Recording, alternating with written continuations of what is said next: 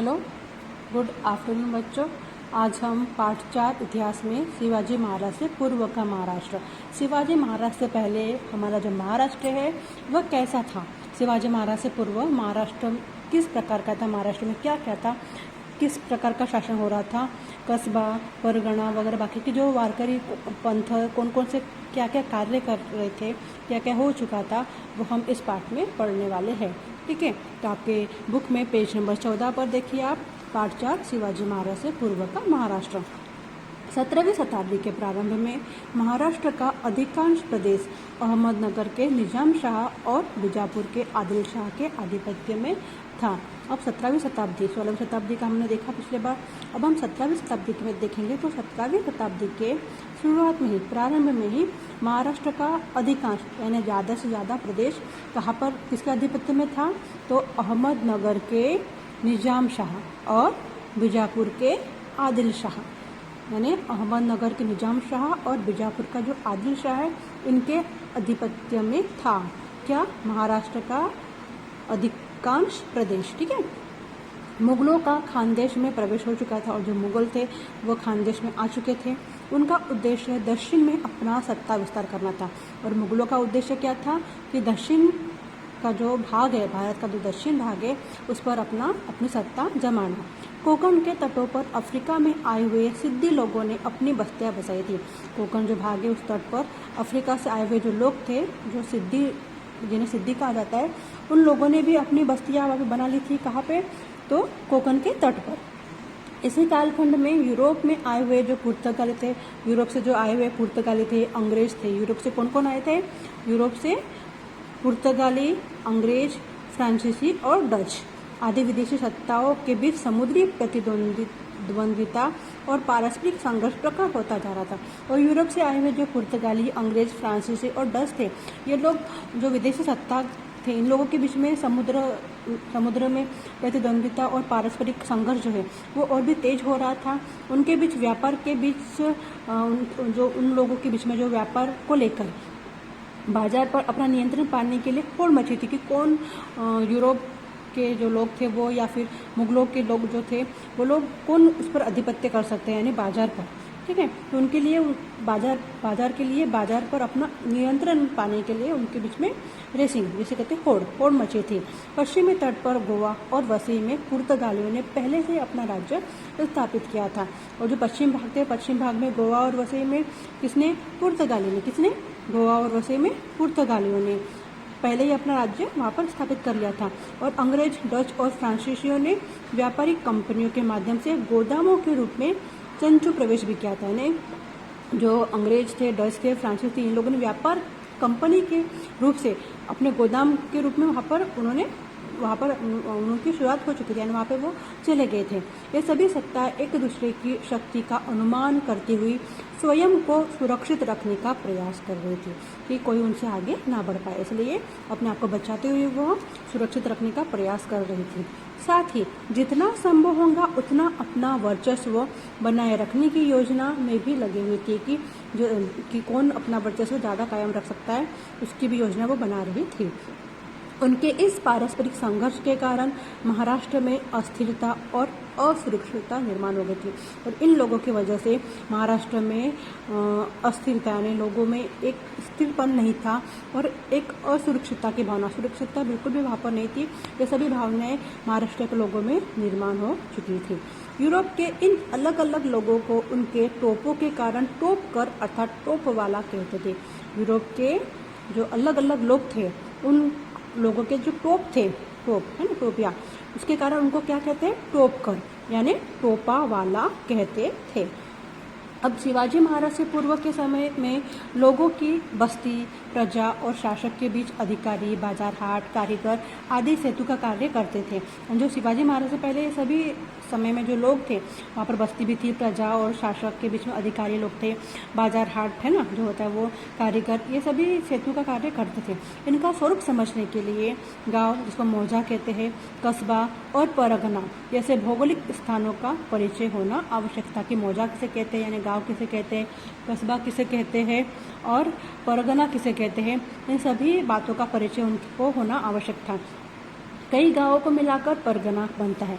अब परगना किसे कहते हैं? तो कई गांवों को मिलकर, एक ही गांव को नहीं बल्कि कई, एक से ज्यादा गांवों को मिलकर क्या बनता है? परगना बनता है। क्या बनता है? परगना। कई गांवों को मिलाकर क्या बनता है? परगना बनता है। सामान्यतः परगना के मुख्य स्थान को कस्बा कहते हैं, और परगना का जो मुख्य स्थान है उसको क्या कहते हैं? कस्बा। परगना का मुख्य स्थान उसे कहते हैं कस्बा। कस्बे की अपेक्षा छोटे स्थान वाले गांव को मौजा कहते हैं, और जो कस्बे की तुलना में छोटा होता है उसे गांव या उस गांव को क्या कहते हैं? मौजा। क्या कहते हैं? मौजा कहते हैं। अब हम गांव, कस्बा और परगना का क्रमशः संक्षिप्त परिचय प्राप्त करेंगे। अब हमने उनका परिभाषा देख ली कि गांव किसे कहते हैं, परगना किसे कहते हैं और कस्बा, मौजा किसे कहते हैं। अब हम इनके बारे में डिटेल में, गांव यानी मौजा। अधिकांश लोग गांव में ही रहते थे, गांव को मौजा भी कहते हैं ना। अधिकांश लोग कहाँ रहते थे? गांव में, और गांव को क्या कहते हैं? मौजा। गांव को मौजा भी कहते हैं। इसको अंडरलाइन करूंगे ताकि आपको ये फिल इन द ब्लैंक्स में वगैरह पूछ सकते हैं या एक लाइन में पूछ सकते हैं कि गांव को क्या कहते हैं। ठीक है। गांव का प्रमुख पाटिल होता है। गांव का प्रमुख कौन होता है? तो गांव का प्रमुख कौन होता है? मुखिया या पाटिल। ठीक है। लोग गांव की अधिकाधिक भूमि को उपज के लिए उपयोग में लाए, इसके लिए गांव का मुखिया अर्थात पाटिल प्रयास करता है कि जो खेती के लिए जो भूमि होती है वो ज़्यादा से ज़्यादा उपज करे। इसलिए कौन प्रयत्न करता है? तो गांव का मुखिया, जिसे हम पाटिल कहते हैं। गांव में झगड़ा विवाद होने पर शांति बहाल करने का काम भी कौन करता है? पाटिल करता है। यानी जो मुखिया होता है वो कौन कौन से काम करता है गांव में? तो गांव की जो अधिकाधिक भूमि होती है उसके उपज के लिए उपयोग में लाए हुए, भूमि को अधिक से अधिक उपयोग में लाए, इसके लिए कौन प्रयत्न करता है? तो मुखिया करता है। गांव में अगर झगड़ा विवाद हो रहा है तो उस पर शांति बनाए रखने का काम भी कौन करता है? गांव का मुखिया या पाटिल कहता है, जिसको पाटिल कहते हैं वह करता है। उसके कार्य में कुलकर्णी सहायता करता है। यानी पाटिल मुखिया के काम में कौन सहायता करता है? कुलकर्णी। जमा राजस्व का अभिलेख अथवा लिखा पढ़ी रखने का काम कुलकर्णी करता है। कुलकर्णी कौन सा काम करता है? तो जो जमा राजस्व, जिसको ब्याज के तौर पर पैसा दिया जाता है, जमा रखे जाते हैं पैसे तो जिसको दिया जाता है ना, तो जमा राजस्व का जो जमा होता है उसका अभिलेख या लिखा पढ़ी का काम जो होता है वो कौन करता है? कुलकर्णी करता था। गांव में विभिन्न काम करने वाले श्रमिक, जिसको परजा कहते हैं, श्रमिक को क्या कहते हैं? परजा थे। गांव में अलग अलग काम करने वाले जो श्रमिक थे उन्हें परजा या श्रमिक कहा जाता है। उनको व्यवसायों से संबंधित अधिकार वंश परंपरा से प्राप्त होते थे। उनके जो पूर्वज ने जो उनके वंश से अभी तक जो कार्य कर रहे थे या जो व्यवसाय कर रहे थे वही व्यवसाय कंटिन्यू चलते रहता है। गांव में श्रमिक अपनी सेवाएं देते थे और उसके बदले में उन्हें किसान से अनाज का हिस्सा मिल जाता था, और उस हिस्से को ही क्या कहते हैं? जो अनाज का हिस्सा मिलता था उस हिस्से को परजा या बलूत कहते हैं। क्या कहते हैं? अनाज के हिस्से को परजा या बलूत कहते हैं। समझ में आया? यहाँ पे हमने गांव और मौजा के बारे में पढ़ा। तो गांव और मौजा के बारे में हमने क्या पढ़ा कि ज़्यादा से ज़्यादा लोग कहाँ रहते थे? गांव में रहते थे, और गांव को क्या कहते हैं? मौजा कहते हैं। गांव का प्रमुख कौन होता है? पाटिल, जिसे हम मुखिया कहते हैं। और लोग गांव की अधिकाधिक भूमि को अच्छी उपज के लिए उपयोग में लाते थे। इसके लिए वहाँ पर कौन प्रयास करता था? गांव का मुखिया अर्थात पाटिल करता था। गांव में झगड़ा विवाद होने पर शांति बहाल करने का काम कौन करता है? पाटिल करता था। और उसके कार्य में कौन सहायता करता है? कुलकर्णी, है ना। और कुलकर्णी क्या करता था? जमा राजस्व का अभिलेख या लिखा पढ़ी रखने का काम कौन करता था? कुलकर्णी करता था। गांव में विभिन्न काम करने वाले को क्या कहते हैं? श्रमिक या परजा कहते थे। और उनके व्यवसाय से संबंधित अधिकार वंश परंपरा से प्राप्त होते थे। उनको वंश से ही उनके पूर्वजों से ही उनको वंश परंपरागत व्यवसाय प्राप्त होते थे। गांव में श्रमिक अपनी सेवाएं देते थे और उन सेवाओं के बदले में उन्हें किसान से क्या मिलता था?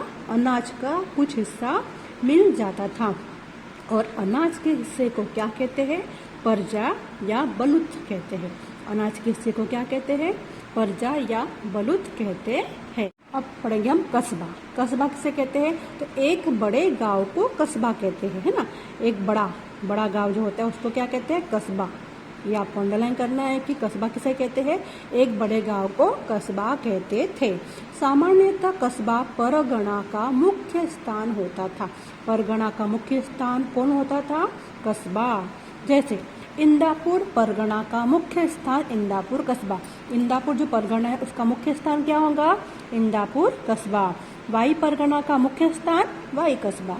गांव की तरह ही कस्बे में भी मुख्य व्यवसाय खेती से ही होता था। जैसे गांव में मुख्य व्यवसाय खेती था, वैसे ही कस्बे में भी मुख्य व्यवसाय क्या था? खेती ही होता था। वहाँ पर बढ़ई, लुहार आदि कुशल श्रमिक, जिसको कारीगर कहते हैं, ये भी होते थे। कस्बे में कौन कौन होते थे? बढ़ई, लुहार और कुशल श्रमिक कारीगर होते थे। ये अंडरलाइन करोगे।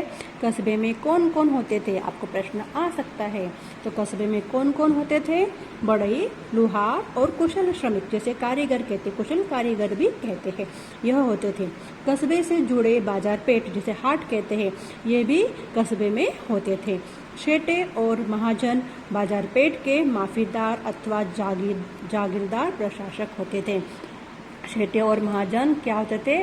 बाजार पेट के माफीदार या जागीरदार प्रशासक यानी शासन चलाने वाले होते थे। ऐसा नहीं है कि प्रत्येक गांव में बाजार पेट होते थे, लेकिन गांव में बाजार पेट बसाने का काम जो सेठ और महाजन थे उनको होता था कि कौन से गांव में बाजार रखे जाए या न रखे जाए। तो वह काम कौन करता था? सेठे या महाजन। सेठ जिसको कहते हैं सेठ, है ना, गांव में होते सेठ। तो वो सेठ या महाजन ये लोग काम करते थे कि गांव में बाजार, कौन से गांव में बाजार पेटें रखी जाए। ठीक है। इसके लिए उन्हें सरकार द्वारा जमीन और गांव वालों से कुछ अधिकार प्राप्त होते। जिस गांव में उन्हें बाजार पेट रखना है तो वहाँ उस बाजार पेट के लिए उनको सरकार के द्वारा जमीन मिलती थी और गांव वालों से कुछ अधिकार भी प्राप्त होते थे। बाजार पेट का हिसाब किताब रखने का काम महाजन देखता था। कौन देखता था? बाजार पेट का हिसाब किताब रखने का काम महाजन देखता था। अब क्या तुम जानते हो? हमें बोला है, वीर माता जिजाबाई के आदेश पर पुणे के समीप पाषाण में एक पेट, जिसे हाट कहते, बसाई गई थी। उसे क्या कहते? जीजापुर कहते थे। उसको अंडरलाइन करेंगे। जीजापुर किसे कहते थे? तो वीर माता जिजाबाई के आदेश पर पुणे के पास में एक पाषाण में एक पेट यानी हाट बसाई गई थी। उस हाट को या उस पेट को क्या कहते हैं? जीजापुर कहते थे। मालपुरा, खेलपुरा, परसपुरा, विठापुरा ये भी औरंगाबाद में बसाई नई नई पेठे हैं। ये नई पेठे मालोजी, खेलोजी, परसोजी और विठोजी के नामों पर बसाई गई थी। खेड़ से जुड़ा शिवापुर शिवाजी महाराज के नाम पर बसाई गई पेठ थी। खेड़ से जुड़ा हुआ क्या है? शिवापुर, है ना। तो ये किसके नाम पर बसाई गई थी? शिवाजी महाराज के नाम पर बसाई गई पेठ थी। अब हम पढ़ेंगे पेज नंबर 15। पेज नंबर 15 में हमें दिया है पिंक बॉक्स में, इसे समझें। दो गांव स्वतंत्र है, यह दर्शाने के लिए बुद्रुक और खुर्द शब्दों का प्रयोग किया जाता है। दो गांव अलग है, इसको बताने के लिए कौन से शब्दों का प्रयोग किया जाता है?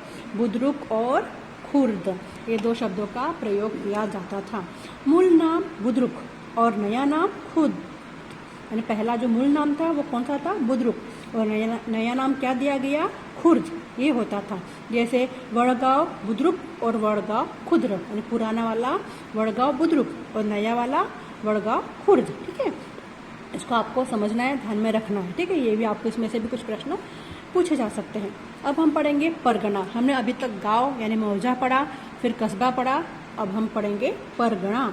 कई गांवों को मिलाकर परगना बनता है। हमने पहले देखा था गांव, अधिकांश लोग कहाँ रहते हैं? गांव में रहते हैं, और गांव को क्या कहते हैं? मौजा कहते हैं। और कस्बा, एक बड़े गांव को क्या कहते हैं? कस्बा कहते हैं। और कई गांव को मिलकर क्या बनता है? परगना बनता था। कई गांव को मिलाकर क्या बनता है? परगना बनता था। फिर भी सभी परगणों में गांव की संख्या समान नहीं होती थी। कभी कुछ परगणों में गांव की संख्या कम, किसी में ज़्यादा होती थी। जैसे पुणे परगना, हमें एग्जाम्पल दिया है पुणे परगना का। यह बड़ा परगना था। पुणे का जो परगना था वह बड़ा परगना था। इसमें कितने गांव थे? 290 गांव थे। पुणे के परगना में कितने गांव थे? 290 गांव थे। चाकन परगने में 64 गांव थे। शिरवल परगना छोटा था, इसमें सिर्फ 40 गांव थे। देशमुख और देशपांडे परगना के माफीदार अर्थात वतनदार अधिकारी होते थे। देशमुख और देशपांडे परगना के जो माफीदार है, जिसको हम वतनदार अधिकारी कहते हैं, यह वहाँ पर होते थे। परगना के पाटिलों का प्रमुख देशमुख होता था। परगना का जो पाटिल था, उसका प्रमुख कौन होता था? देशमुख होता था। गांव के स्तर पर जो कार्य पाटिल करता था, वही काम परगना के यहाँ स्तर पर कौन करता था? देशमुख करता था। और इसी तरह परगना के सभी कुलकर्णियों का प्रमुख कौन होता था? देशपांडे होता था। परगना के सभी कुलकर्णियों का प्रमुख देशपांडे होता था। गांव के स्तर पर जो कार्य कुलकर्णी करता था, वही काम परगना के स्तर पर देशपांडे करता था। ये माफीदार अर्थात वतनदार अधिकारी प्रजा और सरकार के बीच में सेतु यानी एक पुल का काम करते थे। कि पूरे अधिकारी प्रजा और सरकार जो थी, उनके बीच में यह जो काम करते थे, जिसमें हमने देखा कि कौन कौन होता था? देशमुख, देशपांडे, है ना, ये हम देख रहे हैं इसमें कुलकर्णी, है ना, ये सब कुछ क्या थे? प्रजा और सरकार के बीच में एक पुल के रूप में, एक सेतु के रूप में काम कर रहे थे।